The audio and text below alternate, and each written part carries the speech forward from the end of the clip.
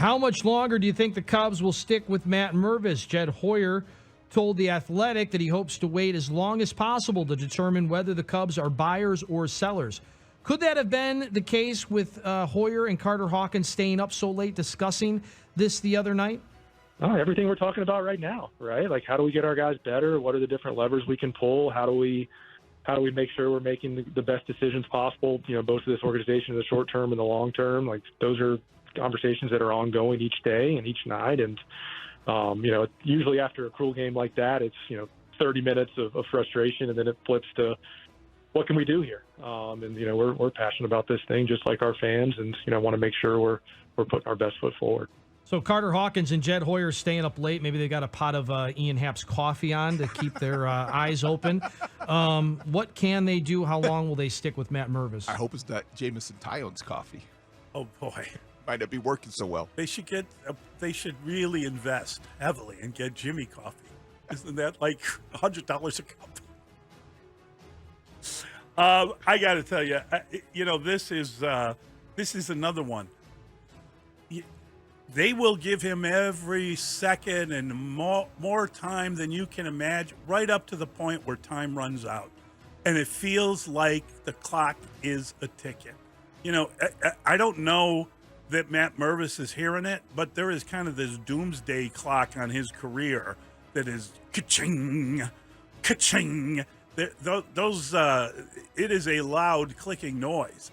And it's running down. The sands of time, my friend, are running out on Matt Mervis.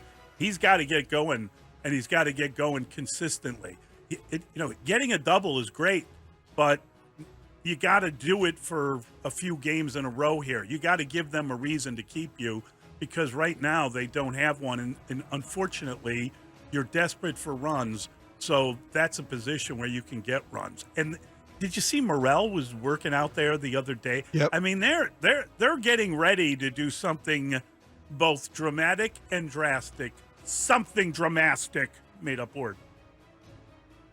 Babe Ruth had a bad day once in a while. And I'm not trying to compare Matt Mervis to Babe Ruth, You but I don't know just about did. his career. I don't know about his career being the doomsday clock clicking. He's on going his down, career. bro. I mean, I'm not saying that he can't Rizzo the whole thing out, but he's going down soon. Well, he is now batting eighth. They do have him at first base, which I think is the smart play. He shouldn't be DHing. They actually got Mastroboni in the lineup for defense, but they had him batting ninth. 0 for 3 with a K, so Miles Mastroboni, the only one hitting worse than Matt Mervis on the team last night. Is that the reason he's starting?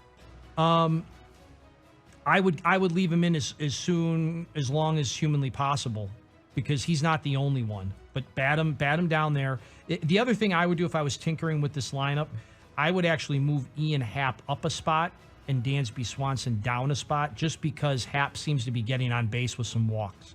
Happ's kind of a walk machine.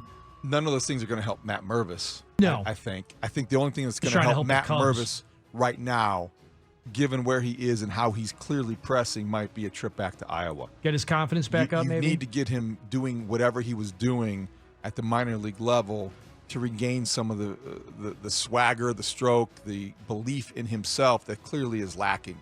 Don't like to admit that, because we all were a little bit over our skis when he came up, and might have been premature.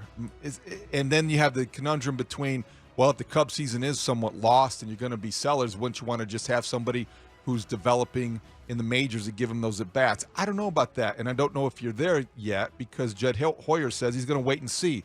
As they wait and see, I don't think they can afford to give Matt Mervis that much time. Trey Mancini can be serviceable. Christopher Morel could give a chance. Maybe he needs to play the field to hit at the plate.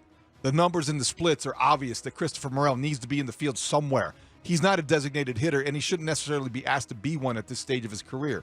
So get him in the field, much like Eloy. If he needs to be in the field and he's a better hitter that way, go ahead and do that. The Cubs are very confusing. They started well. We all bought into it. Now they look like a team that could be staring at another third straight year of selling at the deadline. Not good. But Matt Mervis, not good either. I think he's got to go back to Iowa.